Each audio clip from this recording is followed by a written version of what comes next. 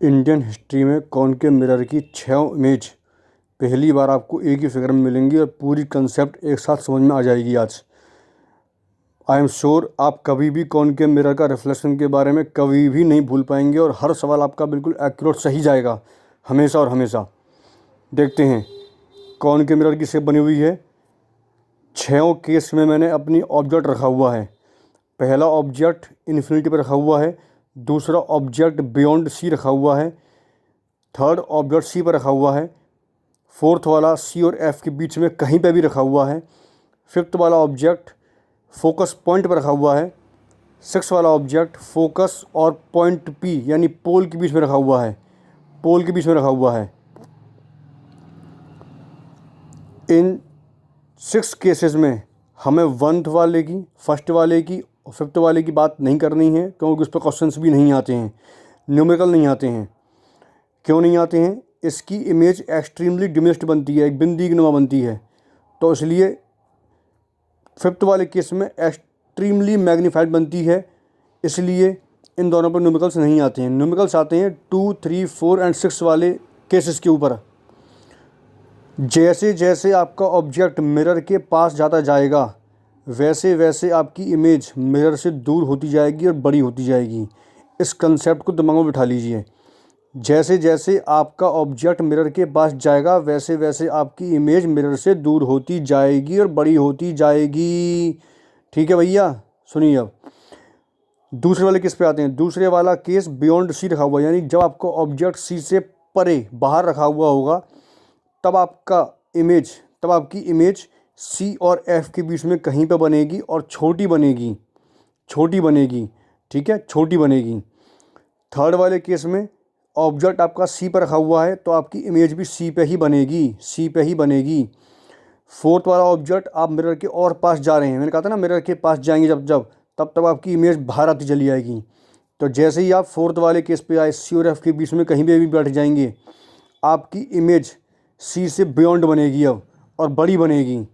पहली बार इमेज बड़ी बनेगी। फिफ्थ वाले केस की बात करनी नहीं है।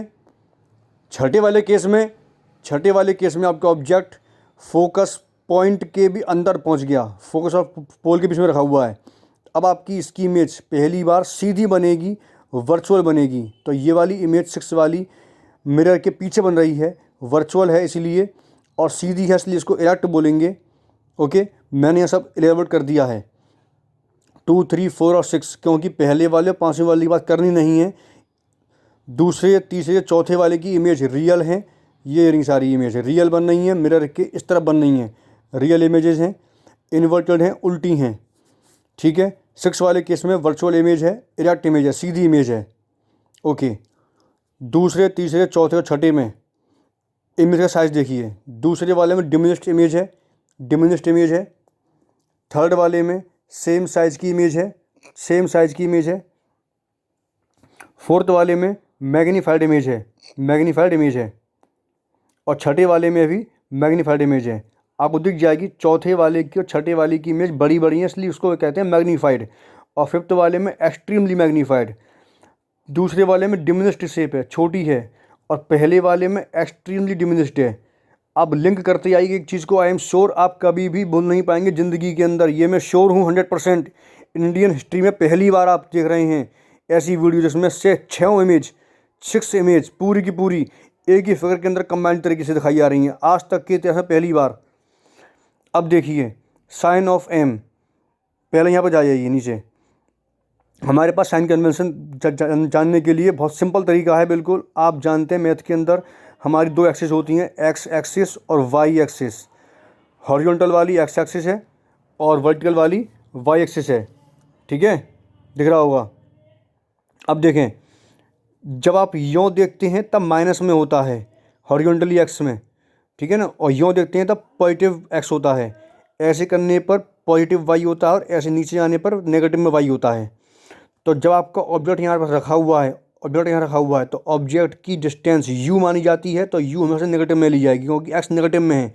u ऑब्जेक्ट हमेशा नेगेटिव में ले जाएगा क्योंकि आपका ऑब्जेक्ट हमेशा यहाँ पे रखा रहेगा, यहाँ कभी भी आपका ऑब्जेक्ट नहीं आएगा। इस जगह आपका ऑब्जेक्ट कभी नहीं आएगा, इस जगह आता है ऑब्जेक्ट बस केवल। ठीक है। दूसरी बात, इमेज यहाँ भी मिरर के इस तरफ भी आती है, मिरर के इस तरफ भी आती है, तो जब आपकी इमेज मिरर किस तरफ आएगी तो वी नेगेटिव में आएगी ऑब्वियसली, क्योंकि एक्स नेगेटिव में आ रहा है। और जब आपकी इमेज यहाँ पर आएगी तो आपके एक्स पॉजिटिव में आएगा, आई एम श्योर।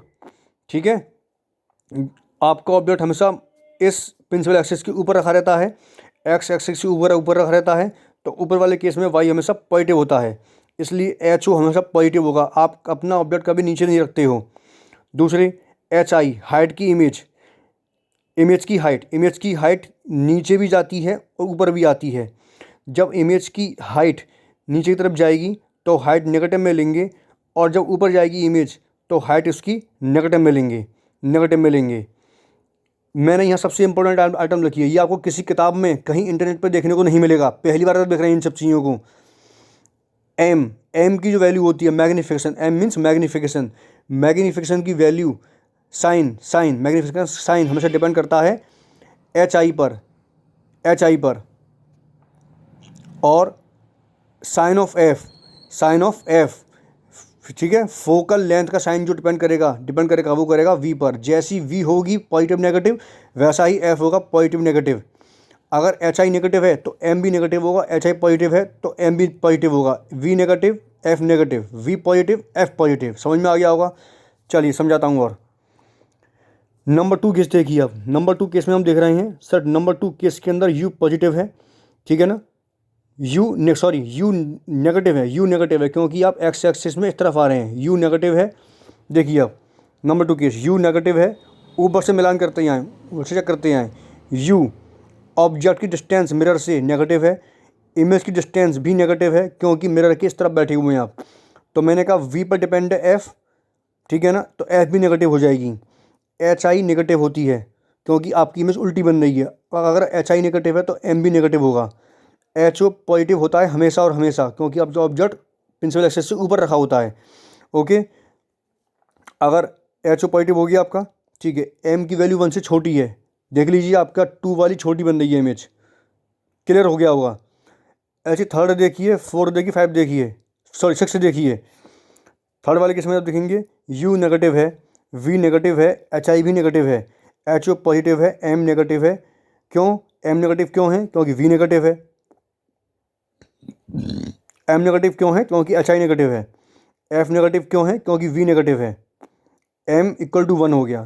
थर्ड वाला केस देखिए, थर्ड वाले केस में ये रहा, सेम साइज का बनना है तो उसमें एम इक्वल टू 1 होता है। एम की 3 वैल्यू होती हैं, या तो एम 1 से बड़ा होगा, या फिर एम 1 के इक्वल टू होगा, या फिर एम छोटा होगा 1 से। ठीक है, ये कैसे होता है? एम की वैल्यू 1 से बड़ी तब होगी जब इमेज बड़ी बनेगी। आपकी इमेज बड़ी कब बनती है? नंबर 4 पे जाके देखिए, नंबर 4 पे इमेज बड़ी बन रही है, नंबर 6 पे अभी इमेज बड़ी बन रही है, तो एम की वैल्यू इन दोनों केसों में 1 से बड़ी होगी। थर्ड वाले केस में देखिए एम की वैल्यू 1 होगी। क्यों? क्योंकि एम की वैल्यू 1 क्यों होगी? क्योंकि इमेज और ऑब्जेक्ट दोनों बराबर बन रहे हैं। नेक्स्ट 1 से छोटी कब होगी? तो नंबर 2 वाले केस में एम की वैल्यू 1 से छोटी होगी। ठीक है, अब इन तीनों केसों में एम की वैल्यू जो है वो माइनस में आएगी। माइनस का मतलब आपकी इमेज उल्टी बन रही है, इसलिए एम नेगेटिव आया, इसलिए एम नेगेटिव। ठीक है ना, अगर मान लो एम की वैल्यू नेगेटिव आ रही है तो उसका मतलब हो गया कि एम की वैल्यू नेगेटिव आ रही है, इसका मतलब होगा कि आपकी इमेज उल्टी बन रही है। एम की वैल्यू पॉजिटिव आएगी, इसका मतलब आपकी इमेज सीधी बन रही है। छठे वाले केस में सीधी बनती तो ये केवल 6 वाले केस में अप्लाई होगा, ओनली इन 6 केस। और ये वाली जो है क्या है, 2, 3 और 4 तीनों में अप्लाई होगा। ठीक है, ये नेगेटिव केस 2, 3, 4 में अप्लाई होगा और प्लस वाला 6 में क्या अप्लाई होगा। मिरर फॉर्मूला हमारा 1/v + 1/u = 1/f होता है, ध्यान से।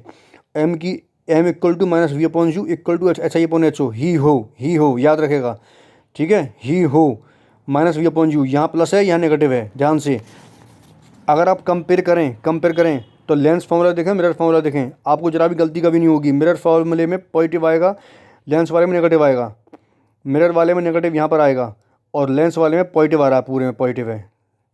ठीक है, फॉर्मूला वही सेम है, v/u HI/HO, v/u HI/HO, बस यहाँ नेगेटिव है, यहाँ पॉजिटिव है। ये वाला केस दोनों में कॉमन है, लेंस वाले में भी और मिरर वाले में भी। बट एक चीज़ ध्यान से, मिरर वाले में आपका कॉनकेव मिरर और लेंस वाले में कॉन्वेक्स मिरर। ठीक है ना, यानी कि इस वाले मिरर में, इस वाले लेंस में, ये कौन सा लेंस है आपका? कॉन्वेक्स लेंस है। और ये वाला, ये कौन सा मिरर है? ये आपका कॉनकेव मिरर है, कॉनकेव मिरर है। तो इन दोनों केसों में 6 केस पाए जाते हैं, 6 केस पाए जाते हैं। दोनों केसों के लिए ये वाली सेम कहानी बैठेगी, ठीक है। और अगर आप ये समझ चुके हैं यहाँ से साइन कन्वेंशन पूरा पूरा इसी चीज़ पर लेंस का आधारित है। कॉन्वेक्स लेंस आप तुरंत सीख जाएंगे, बहुत जल्दी सीख जाएंगे। अब आप पूरी तरह के श्योर होंगे। साइन कन्वेंशन मैंने सबको सिखा दिया है। यहाँ पे R = 2F होता है। R क्या चीज़ होती है? सेंटर से लेके अपर्चर तक की दूरी, सेंटर से लेके मिरर या लेंस के अपर्चर तक की दूरी को कहते हैं R, ठीक है। रेडियस ऑफ कर्वेचर, F क्या है? फोकल लेंथ है। तो सिंपल सी बात है, जिस प्रकार से सर्कल में होता है रेडियस आधी होती है डायमीटर की, तो इसको डायमीटर मान सकते हैं। एक प्रकार से नाम हालांकि रेडियस है इसका, ठीक है, वही मैंने लिखा हुआ है। R डबल है फोकल लेंथ का, या फिर F आधा है रेडियस का, ठीक है। बहुत इजी तरीके से समझाया मैंने आपको, आई एम श्योर।